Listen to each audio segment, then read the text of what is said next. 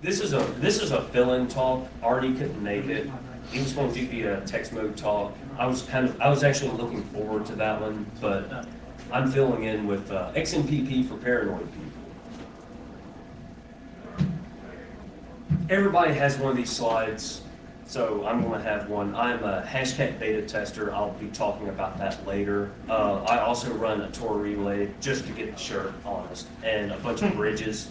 God bless you. I got my shirt the other day.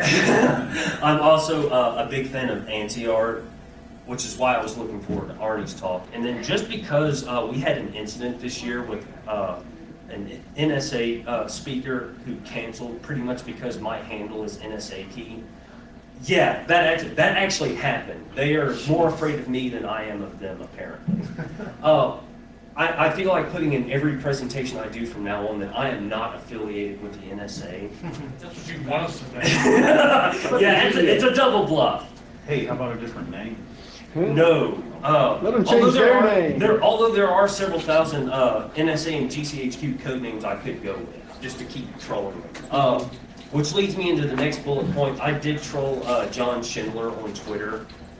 If you go back to about April, you'll see that. I'm not going to get into it, but it's quite hilarious. This is kind of the overview. I'm going to talk about just XMPP from a very general perspective, in case none of you have ever heard that bit of alphabet soup before.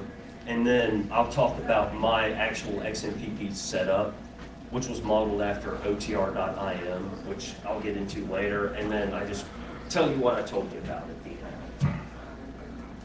XMPP, it was first called Jabber, but now it's the Extensible Messaging and Presence Protocol. It's completely open.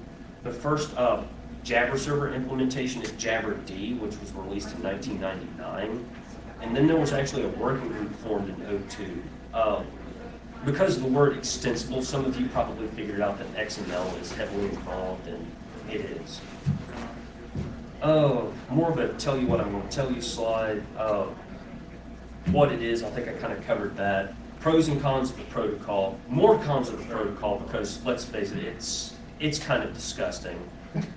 It really is. And then I'll talk about clients and servers a bit. These are people who use it. League of Legends took, I think it was eJabberD, and they regularly brag about the scale they handle, billions of messages a month, 70 million users. Google Talk used to use it, or at least had an XMPP bridge. I think they Still use it on the back end, but it's all Oh, hangouts now. okay. I didn't remember how that went. I know Facebook Messenger has an XMPP gateway, but internally they talk with their own proprietary garbage. CryptoCat basically just uses a Jabber server and Bosch to do web chats. WhatsApp and Kik forked the protocol, and then they decided to be evil and not give back. I'll talk about what they fixed later, and then smart meters talk XMPP. So if you really feel like digging into the specs, and I'm not making any recommendations, but you could probably make NES give you a much smaller bill. You can talk XMPP. Just saying. The good things, it is an open standard. Oscar was the AOL Instant Messenger protocol. There are a ton of implementations on the client and server side, and then I bring up Oscar. Microsoft and AOL got in sort of a war over the fact that Microsoft wanted MSN Messenger to support AOL Instant Messenger, and AOL didn't want that. And they went back and forth with enabling and disabling to the point that AOL built into the AIM client that it had to check for, the server checked for a buffer overflow in the client. And if it didn't have the buffer overflow, it wouldn't connect. And then there was this whole, and then Microsoft leaked that, and then they got called out on it. And it's basically one of those situations where I hate both companies. So the fact that they both ended up with pile in their face was just great for me. If one of them had come out ahead, it would have been like, well, okay, at least one of them got the short end of the stick. But both of them ended up looking bad, so it was doubly fun. It's decentralized. You don't have to go to any one server. You can run your own, and it'll talk to other servers as long as the crypto is right. you use the Bob and Alice examples. Bob at example.com can chat with Alice at example.net. If you're rolling a server for like your company, just for internal stuff, you just comment out the server to server stuff and point DNS records and you're good to go. Most of them have a logging module, which we're not going to get into that because this is for paranoid people, not losers. And that's loser with a U for anyone wondering. Now I talk into the terrible things about it. Kik and WhatsApp fixed the battery problem and didn't get it back because I guess they want to make money and doing the right thing it conflicts with that. It will drain batteries really quickly. It's kind of like running GPS in that regard. Most of them just take eJabber-D and do their mods and do not give back. I guess it drains battery quickly because it's constantly polling the server. Yeah, you can adjust that a little bit. That only mitigates some of the aches and pains with it. The protocol is so bloated, nobody's bothered to implement the entire thing. Like there's stuff that will probably never get implemented because why? But if you want like the most complete experience from a server standpoint, eJabber-D is pretty much your option. Like I said, nobody cares about most of the protocol. I mean, I kind of have it there. One thing I forgot is that I forgot to put a screenshot in this of why I will not use eJabber-D, but there's plenty of text for that, which right here. Yeah, eJabber-D, the devs suffer from a distinct form of rare brain disease in which they think that they cannot do SSL and password hashing at the same time. If I had to change these slides, I would include a screenshot of that, but it's very easy to Google. They're idiots. There's just no other way. That's probably the nicest way I can put it. They're dumb. They need to get hit with a bat. If any of you are going to the Networking of the Hill workshop, you'll see the bat. Oh, now the clients, Pigeon, it's kind of popular, but LibPurple is garbage. They don't take security fixes seriously. They've left bugs for years, and they're like, oh, this isn't an issue, even though people can get up. They don't care. There's Adium, which I'm not an OS 10 user. Does Adium use LibPurple? Okay, so it's also probably garbage. I'm not very kind, if you haven't picked up on that yet. There's McAbber and Biddleby. Biddleby is like it's kind of hackish, but I love it. You can use an IRC client to connect to most protocols. Doesn't Biddleby use LibPurple now too, though? Doesn't have to. Oh, it doesn't Yeah, have to. it's entirely optional, and I don't. Is that spelled correctly?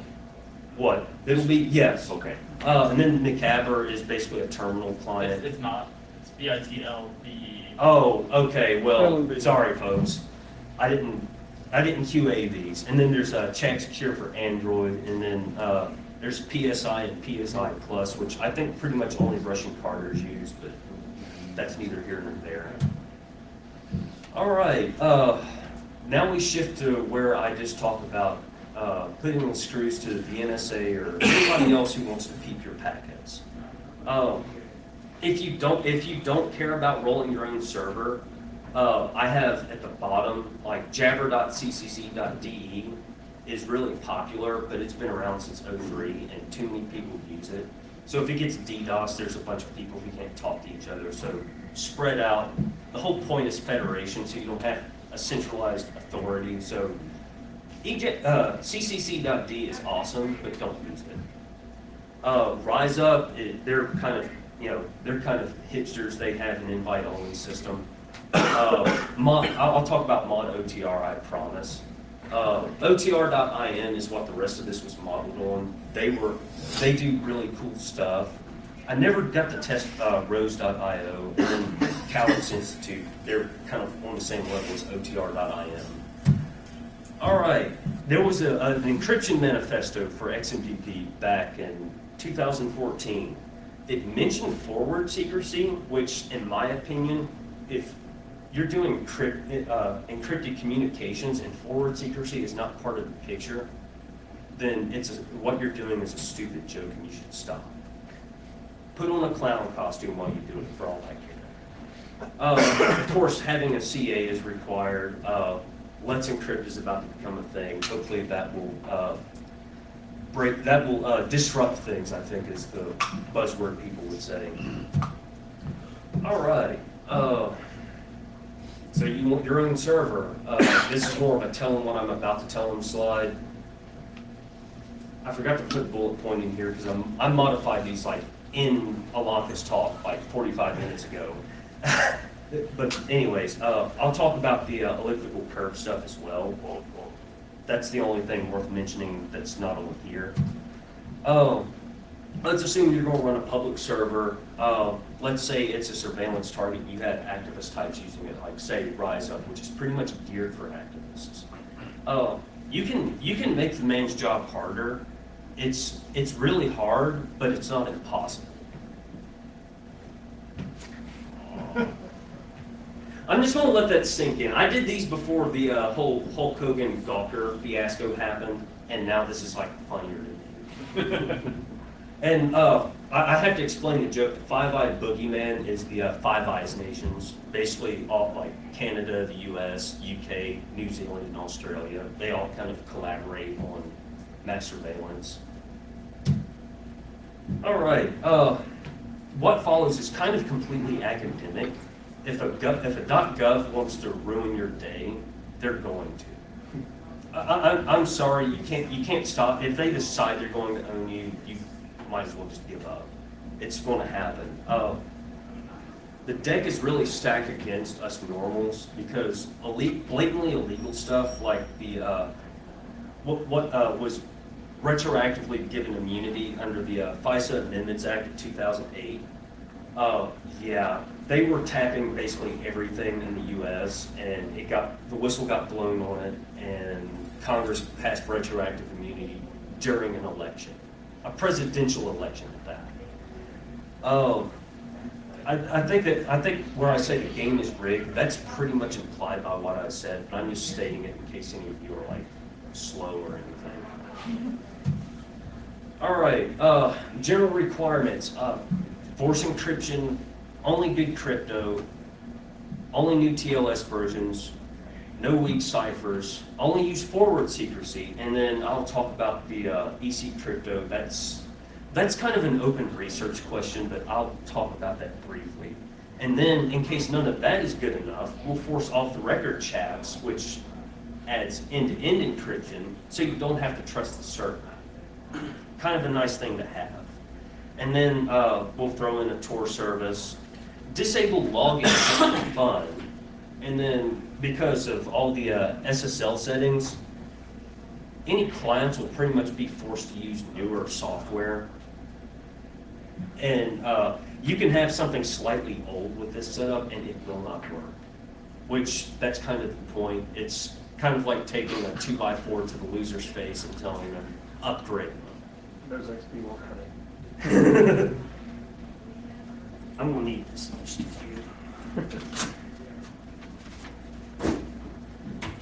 All right. SSL 2 and 3 have Ebola, so they are dead to me. They are dead to most of the community. Use TLS 1.x. I'd use 1.2. If you're supporting old Android phones, you're pretty like this cheesy burner right here that I paid like $50 for. You have to enable like 1.0. Kill off all the weak ciphers, anything involving RC4, MD5 for message authentication codes, anything like that. Client cipher ordering needs to be violently ignored. The clients don't know what they're doing, so force it at the server level and things will be nice. I think the IAM Observatory is down at the moment. It was as of about a week ago. That will let you check what the ciphers are supported and all of that kind of fun stuff with any given XMPP server. It's a really handy resource if you want to evaluate just how seriously a server operator takes their setup. Now, what's magical about forward secrecy? Let's say somebody pops the server and grabs keys. everything in the past can be decrypted. With forward secrecy, not so much. They could grab any existing session keys on the box and any future ones as long as they regularly collect them and decrypt any present and future chats. But anything from the past, they can't. Well, unless they just brute force it or whatever. The short version is use any of the Diffie-Hellman algorithms or GTFO. Anything else, not worth your time.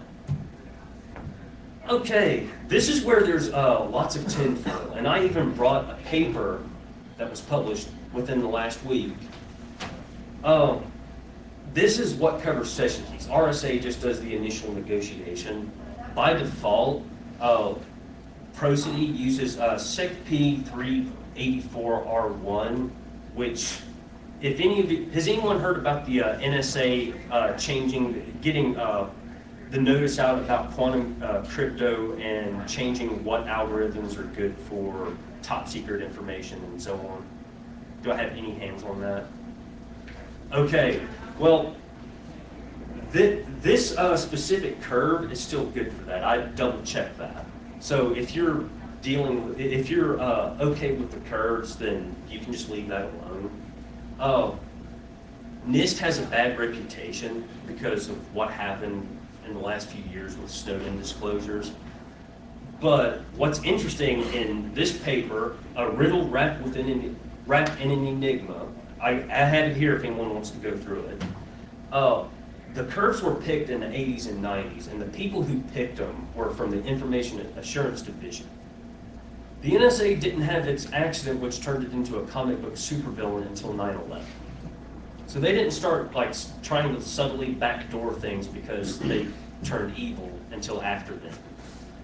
The NIST curves predate that, so they might be okay, but they might be too old. In any case, I don't want the curve used in Bitcoin because I think Bitcoin's a joke, and if there's any cryptographic break with that curve, I'm going to be too busy laughing to care about the fact that I have to change my settings. It's just a baked-in joke. I know it's kind of frivolous, but I do whimsical things for no apparent reason. All right. The UK is currently I don't know if they've made end-to-end crypto illegal yet, or if they're trying to. I know they're trying to. That's the last I heard. But the servers can't read your chats if you've done this correctly.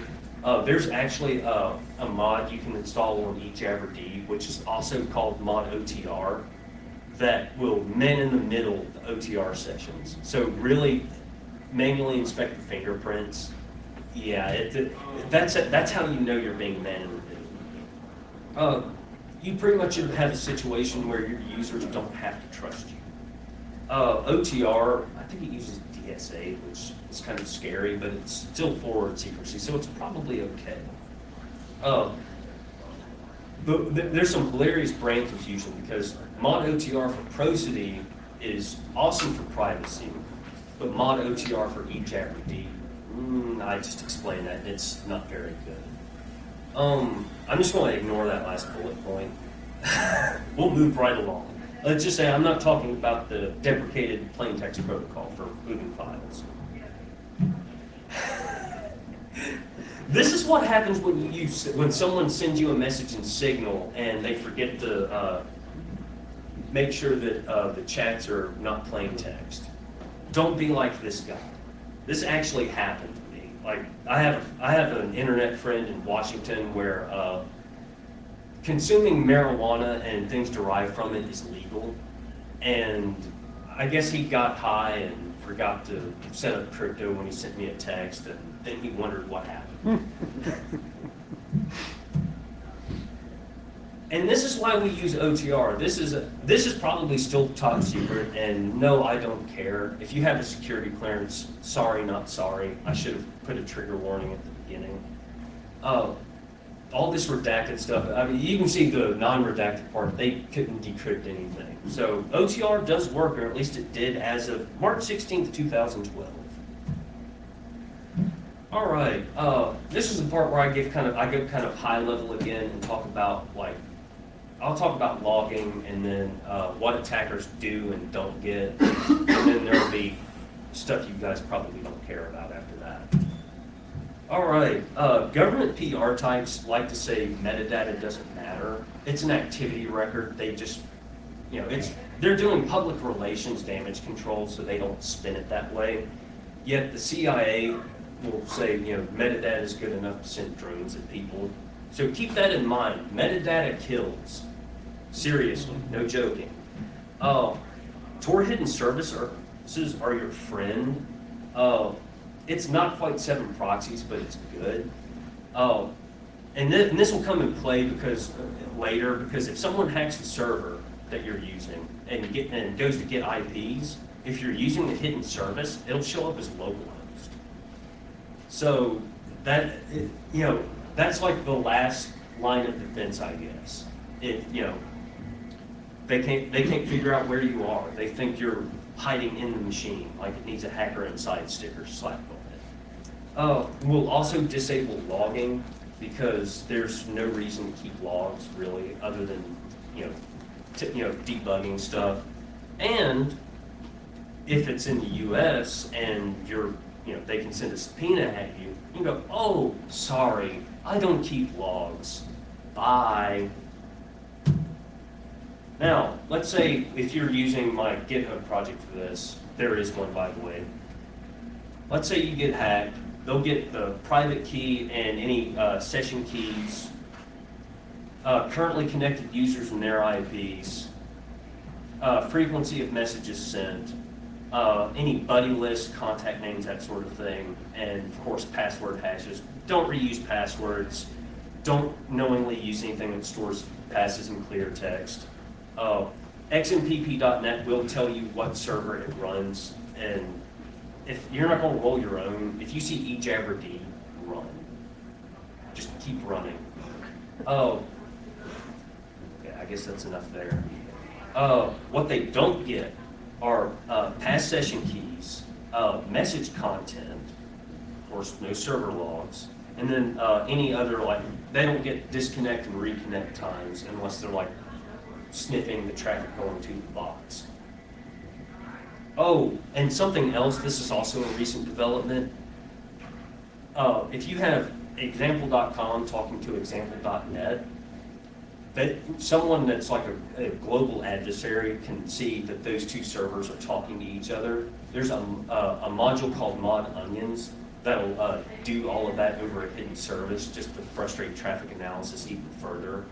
A lot of those servers I mentioned previously just implemented mod onions within the last 2 weeks. And I'm just kind of sitting back watching the fireworks. I'm letting the big boys work out the bugs before I push it to GitHub. If you actually want to do all of this, grab a clean Ubuntu or Debian box, git clone my project, tweak the config. It's basically as simple as adding whatever domain you're choosing and then editing DNS records, of course getting assigned cert, and then you should get all 100s on the IAM Observatory. There's contact stuff. If you actually want to reach me, ask for my PGP card, because it's the last token slide, I promise.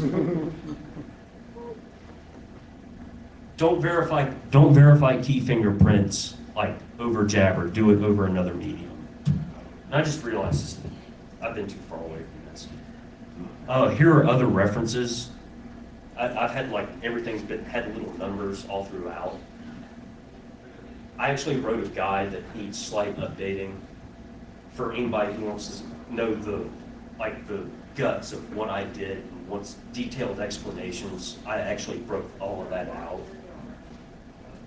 All this research only took me a week, which was kind of nice. I could do it and forget about it. Here's some further reading. And does anybody have any questions? Do you have any thoughts or opinions on TorChat or BitMessage or Pond or the other, things trying to solve the same problem? I haven't fooled with those personally. I just haven't had time, but I'm interested.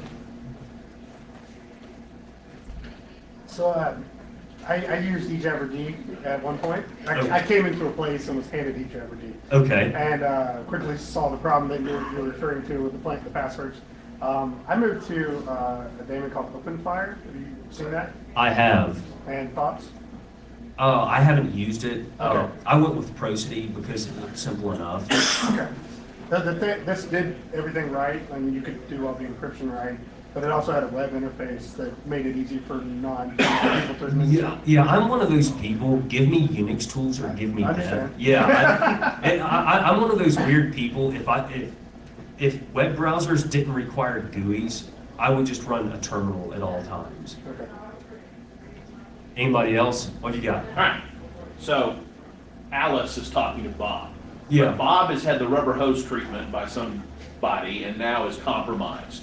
What sort of protections does this afford Alice if Bob is compromised, the encryption is all good at that end?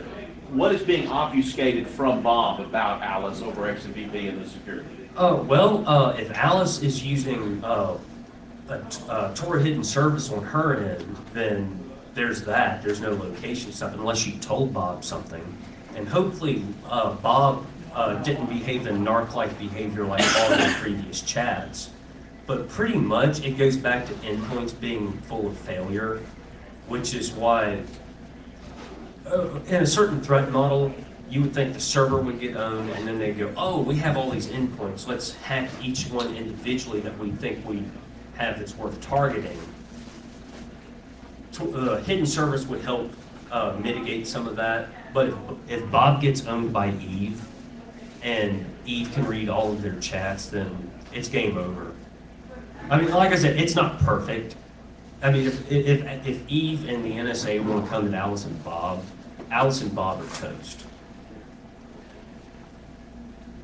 Anybody else? What have you got? Sorry, I know it's the second one. You mentioned Diffie-Hellman.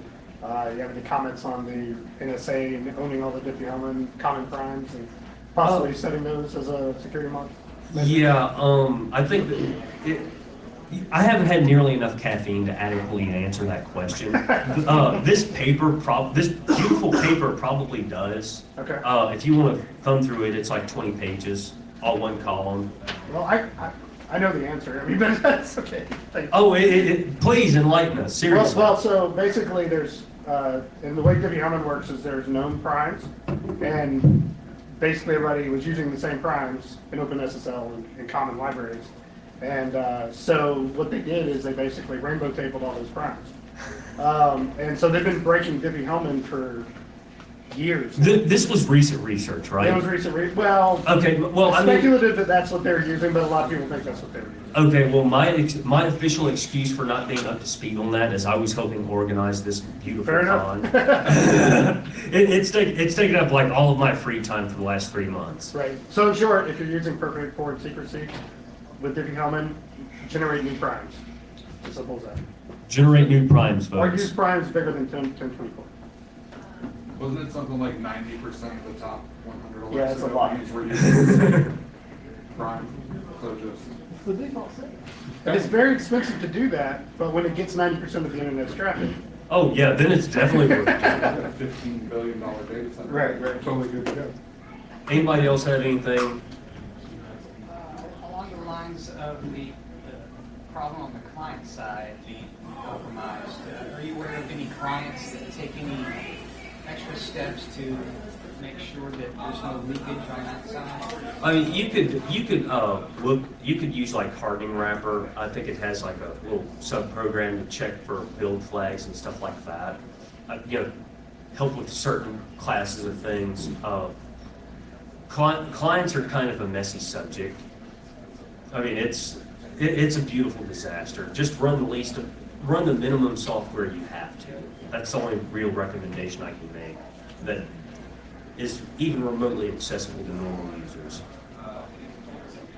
You had a question. Are the footnotes and additional reading available? Yes, I have a previous version of this. I'm going to loop here. Yeah, I will tweet out a link to the slides as seen here. I'll probably correct the Bilby typo and then put them up and pretend it never happened. But yeah, I'll make all of this available. And it'll be on abigisp.com. Yes, I actually own that domain. That was the other thing that triggered the NSA guys, I think. They thought they were being, I guess they thought I was the Chinese or something. I don't know. Which is funny because I Still had, here. because I had, yeah, I haven't been sent on a one-way trip to Cuba yet. Anything else? Oh, wow. That was fast. We got like a half hour. You got any ASCII art or ANSI art to show us? If I had an internet connection, I could fill in the rest of the time literally with ANSI art. You said if the NSA wants to own you, like they want Bob and Alice. Yeah, if they want a specific person, you're going to get got. I mean, there's really no avoiding that, I don't think. But there's the XKCD with the hammer, right? Yeah. Yeah. Or something else, not long after the, I'm going to tell this story because screw those people, I don't care. This laptop, I bought an SSD for it off of Amazon that, like right after that whole scaring the NSA incident happened, and it shipped from Baltimore. So I was like, seems legit. Maybe this got interdicted, maybe it did. So I've been doing some rather, let's say, questionable things to flush that out. And if I'm not in Cuba by next year, like if I'm not like rendition to Gitmo, I'll probably talk about that at PhreakNIC 20. And Alonka has said I'm not allowed to get arrested between now and then. So I don't know how that'll play out. Anything else? Okay, Mr. AV person, I believe we're done. All right. Thank you very much.